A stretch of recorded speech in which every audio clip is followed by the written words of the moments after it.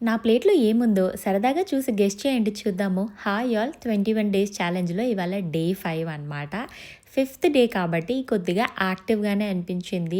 ఆ గోల్ ఉంటుంది కదా! ఓకే. మనం ఎలా అయినా 21 డేస్ అయితే ఫినిష్ చేయాలని చెప్పేసి, అలాంటి ఒక గోల్‌తోనైతే స్టార్ట్ చేశాను. చాలామంది అడుగుతున్నారు కదా!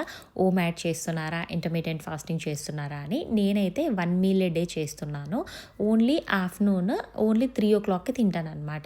ఆ తర్వాత ఇంకేది తీసుకోను. యూజువల్‌గా వెయిట్ లాస్ చేస్తున్న వాళ్ళు లేకపోతే ఎవరైనా కూడా ఇంత ధైర్యంగా నేను ఈ ఛాలెంజ్ చేస్తున్నాను అని చెప్పేసి చెప్పరనమాట.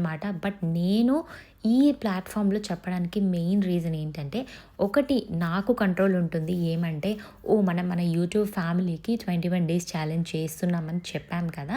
సో, మనం ఎలాగైనా ప్రతిరోజు ఒక బ్యాలెన్స్‌డ్ మీల్ ఒక ప్లేట్‌లో పెట్టి చూపియాలి అన్న ఒక భయం ఉంటుంది. సో, స్టార్ట్ చేసినప్పుడే నేనైతే చెప్పేసాను. ఎందుకంటే, మీకు వీడియో పెట్టడానికైనా నేను అన్నీ ప్రాపర్‌గా వండుకుంటాను కాబట్టి.